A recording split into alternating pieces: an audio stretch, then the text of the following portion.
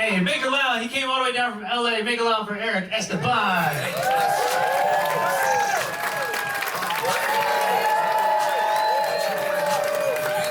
What is up, San Diego? I'll make sure to, I am Filipino. I know I'm standing up here miscellaneous brown, but I am Filipino.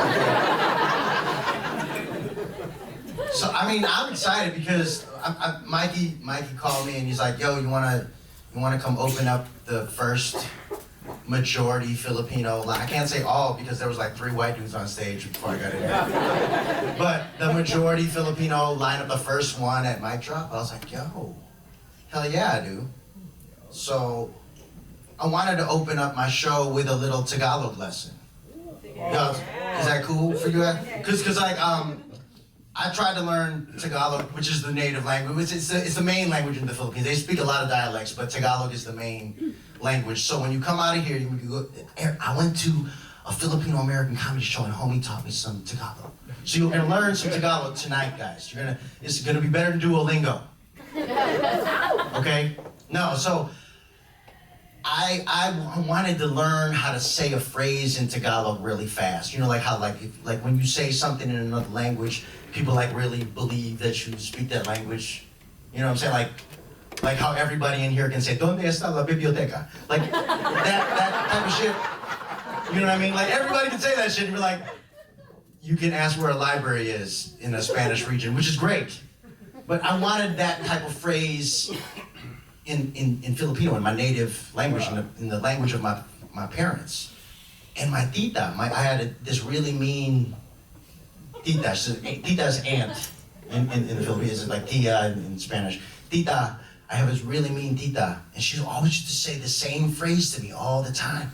But I never understood what it meant. And I also, but I could remember, I memorized it phonetically. I could memorize what it was, so I could say it back, but I didn't know what it meant. So I went to my dad and I was like, Dad, what does this phrase mean? He said, well, say it to me in Tagalog. So I'm gonna say it to you. And so for the Tagalog speakers, they're probably gonna laugh as soon as they hear it. And for everybody else, don't worry, I'm gonna translate it, okay? So every time my aunt would be mad at me, she would say this exact phrase. She would say, "Bugbugin ka, wala kang piano, tutugin do, re, mi, fa, sol, la, ti, do." Sounds fucked up, right? She used to say that shit she said that shit to me all the time. Like, I didn't finish my food at a Chinese restaurant and she was like, "Bugbugin ka, wala kang piano, tutugin do, re, mi, fa, sol, la, ti, do." Now, for the people that don't understand Tagalog, I'm going to translate it to you. And this is why Tagalog is a very hard language, and this is really the only phrase that I can say really fast. I mean, I can say some other shit that I'm going to share with you later, but that's some weird shit that I'm going to take a poll at the end of the night to ask you, the Filipinos in the house. There's a poll about a Tagalog poll that I'm having at the end. But anyway. "Bugbugin ka, wala kang piano, tutugin do, re, mi, fa, sol, la, ti, do." She said it to me all the time. And that means, in English, I'm going to hit you so hard that even though you don't have a piano, it will make the sound do, re, mi, fa, sol, la, ti, do. So if y'all can memorize that phrase, y'all can threaten somebody in Tagalog when you leave tonight. I mean, it's hard being Filipino, right? It's hard being Filipino coming up. I grew up in Chicago. I'm from Chicago. And Chicago is not like California. Y'all gotta, when I was like, how many Filipinos are in the audience? It's like 80-20. I'm like, how the fuck? You got 80% Filipino? How many Filipinos make some noise? Yeah! Oh my Lord, that's lovely to me. Because I grew up in Chicago and we didn't get representation like that. Like the first Filipino that I really saw was Bruce Lee, and he was Chinese. So,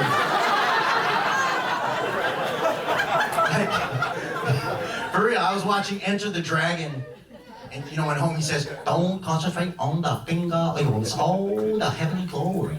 I'm not gonna lie, my dick was hard as a rock. I'm not gay, but Bruce Lee does it for me. He's like a masculine dude, you know? But then I saw a movie called Barry Gordy's Last Dragon. Some of my Generation X folks will know what I'm talking about. This was a kung fu movie set in Harlem, New York. And the hero was named Bruce Leroy, a black dude. And the villain was the Shogun of Harlem, was this big black dude with an afro. But there was this one Filipino, who's the master? Show enough. You know, some of y'all folks saw that movie, okay? And in the finale of that movie, little Ernie Reyes Jr. jumps off the stage with a double kick. I'm like, oh shit, that bitch looks like me. I'm like, oh. And then I found out that Ernie Reyes Jr., little Ernie Reyes Jr., this little kung fu expert, was Filipino. And back in the 80s, there wasn't no such Google, nothing like that, so you could lie easily. So when I found that Ernie Reyes Jr. was that he was Filipino, that motherfucker was my cousin. And as I got older, it was like, he would do like surf ninjas, and he was like this jack dude, and he was all sexy. And he was also Donatello in the original Teenage Mutant Ninja Turtles. He was the guy in a suit. And white girls in Chicago, they just saw a brown, handsome Asian, and they were like, Are you Ernie Reyes Jr.? Yes, I am. Yes, I am. Some beautiful, wonderful evenings with some bitch who thought I was a surf ninja. It's all so wonderful. No, but Ernie Reyes was great and Bruce Lee was great, but I'm not a kung fu dude, right? I don't know how to fight. So my Hollywood inspiration came in a movie called Return of the Jedi. Y'all see Return of the Jedi? Everybody's seen Return of the Jedi. Star Wars, everybody's seen that movie. In Return of the Jedi, when the rebel forces are landing on the moon of Endor and Luke and Leia are separated, Han, Luke, Chewbacca, R2-D2, C-3PO, they all form a search party. Chewbacca grabs a piece of meat from one of the forests, pulls it down. They all get caught in a trap. R2-D2 buzzes them down and they fall to the forest floor. When they get up, they're all surrounded by Ewoks. Then they cut to two specific Ewoks. And the two Ewoks say exactly this. They say, Hoy! Puno daw to. Maganda. Now in Tagalog, right? In Filipino, that means our net is full. That's beautiful. Ewoks are Filipino, y'all. Ewoks are fucking Filipino. And when I saw that shit, I said, I'm gonna be in one of these Star Wars movies. I'm gonna be the first Filipino Jedi. But all the Jedis have British accents, right? Not me. I'm gonna have a Filipino accent. I'm gonna play it like this. I'm gonna say, Hoy! That is not the droid you're looking for. I'm not gonna lift my shit up with my hand like this. I'm gonna do my lips. I'm gonna say, ooh,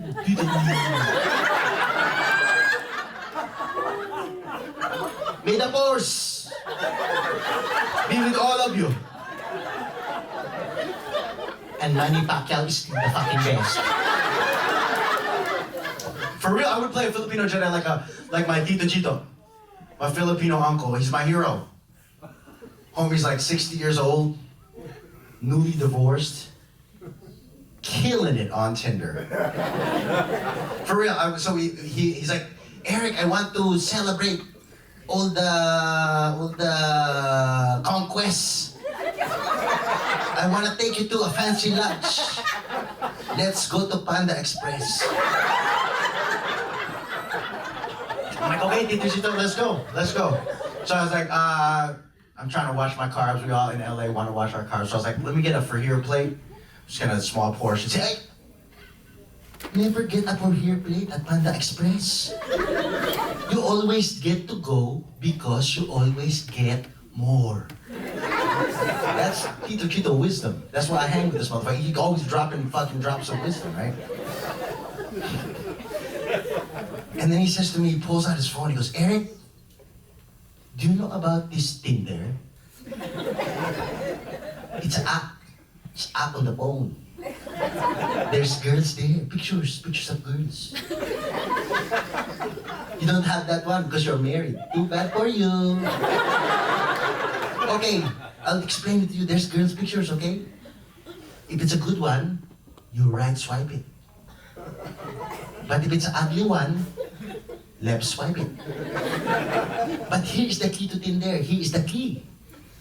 If she right swipe you, and you right swipe her, pussy. Your Tito Chito is born in the Philippines, and he was married to your tita for a long time. So I only have Filipina ladies. But now with Tinder, it's like, what's that, Skittles? I can taste the rainbow. You know, one night I have a white lady, beautiful white lady. The other day I have a Latina lady. I think she was Puerto Rican. But last night I have a date with Lawanda. She told me I can call her chocolate. Tito Chito, that's so offensive. Like that's almost that. I think that's kind of racist. You shouldn't. You know, I don't care about being politically correct. If Lawanda wants to call me to call her chocolate, I'm going to call her chocolate. Besides, what's wrong with being called chocolate? Chocolate's delicious. I will not kiss and tell, okay? I will not kiss and tell. But I'm gonna tell you.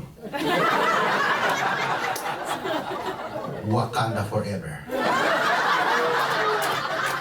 Thank you very much, guys. I've been Erick Esteban. Thank you so much, Mikey, for the time, and thank you, Mike Drop. This is the first time I've been at Mike Drop, so make some noise, follow me on Instagram.